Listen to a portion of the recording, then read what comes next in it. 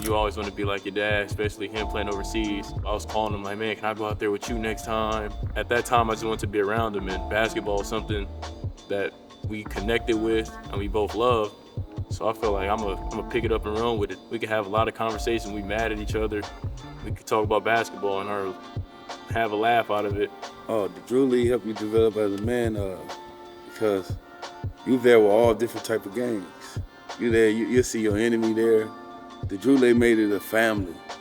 Drew League made it a family, and I can honestly say Dino was a father to a lot of us young men coming up. Because without him, man, we don't know who we'd be. And I'm just talking about a lot of people who was able to walk in them doors, and the Drew League could be saving them at that time. It just make you closer, make you one big family. So Drew League just show you it's like another family.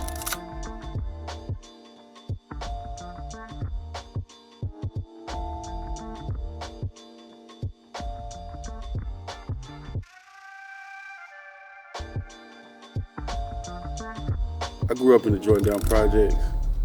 At 3 years old, me and my little brother was walking, and my mother was murdered right here in the same projects that I was raised in. And seeing that, it was like a lot of mental. Basketball put the ball in my hand, that saved me, but the motivation and hard work came from the tragedy I had growing up when I was 3 years old. Basketball, it's just basketball, man. It was just the mental of the game and the stress of the game. Basketball took the stress away from me. That was my comfort zone. And that's how it got away from all the stuff. And that's how I was able to go to college through basketball. Basketball's our happiness. You come in here, have a disagreement, I'll call him, you wanna go work out?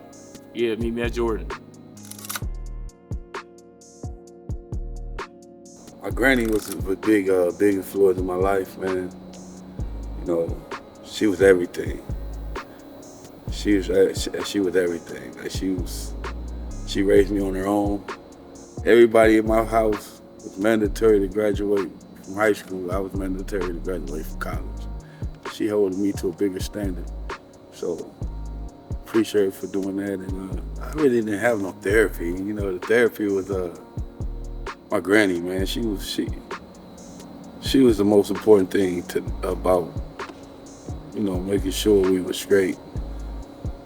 She didn't understand what the hurt was at first. She used to tell us that. Me and my brothers, she used to tell us I don't understand the hurt. But the mental part of it, it's just I wanted to get out of here after seeing what I was going through, you know. Growing up as a student athlete, people think athletes don't really take school serious. Athlete first, student second. Him and my mom, they told me it was student first, athlete second. I used to miss tournaments if I messed up in school. I used to be mad. I have to hear my friends talk about the games from home. He was present. That's all I could have asked for. You know, growing up, some of my friends, they didn't have that father figure in their life. So I didn't take it for granted that mine was here. Anytime I needed him, he'd rush to me no matter what it is, big or small, he was there. So our relationship over the years, as I matured and got older, it got better. We were able to just talk, be real with each other. That's one thing I can say about him, be real with me. If anybody gonna tell me the real, it's gonna be him. Everybody else will try to sugarcoat it, but he gonna tell me what it needs to be. He gonna tell me what I need to hear, and the stuff that I don't wanna hear sometimes, but I go with it and listen to it because you need people like that in your life. Just being there, being accountable, being present. He know that anytime I call that I'm gonna be there regardless of anything. So accountability is the biggest thing about being with him, being here, being present. You have to be present. So by me being present and being there and showing leadership, I think that was the best thing, accountability. When I go through stuff, I come in here and work him and his brother out. whatever I'm going through, we not even worrying about it for them 2-3 hours we in the gym. So basketball is a healing, the outlet for me to burn some steam. Basketball, for sure. Any stress that I have, come in here, blow off some steam. That 2-3 hours of just forgetting about it, it helps me tremendously.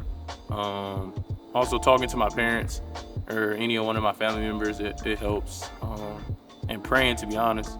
When I don't know, I just pray about it and just think that God has a vision for me, and I just have to stay faithful to that. And everything that I'm supposed to have, I will have, no matter what.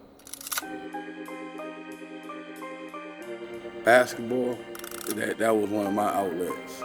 Now growing up now, my outlet to keep me going and fuel me now is the children. I like to help the community because I see them going through the same stuff that I went through.